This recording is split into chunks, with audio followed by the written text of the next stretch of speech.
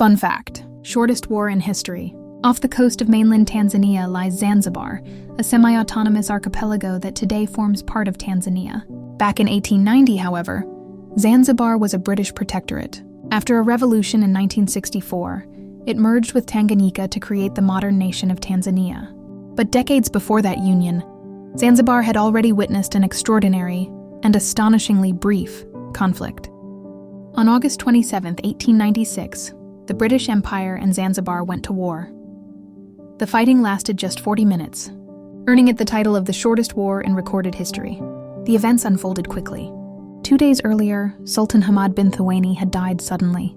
His cousin, Khalid bin Bargash, suspected by many of poisoning Hamad, seized the throne without British approval. Under a prior treaty, any new sultan required British consent to rule.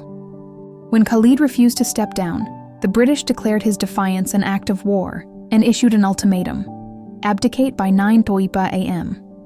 on August 27, or face military action. Khalid stood his ground, barricading himself in the royal palace with 2,800 loyal men, a few artillery guns, and a handful of boats, including the Royal Yacht Glasgow. Facing him were over 1,000 British troops and 5 heavily armed ships anchored in the harbor. At precisely 9 a.m., when the deadline expired, the order was given: fire. Within minutes, British shells struck the palace, igniting chaos.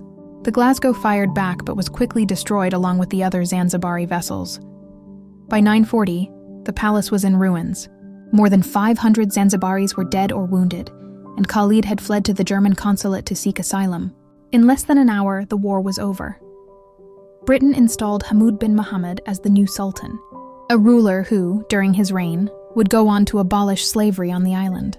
Thus ended the Anglo-Zanzibar War, a 40-minute conflict that stands as the shortest war in human history.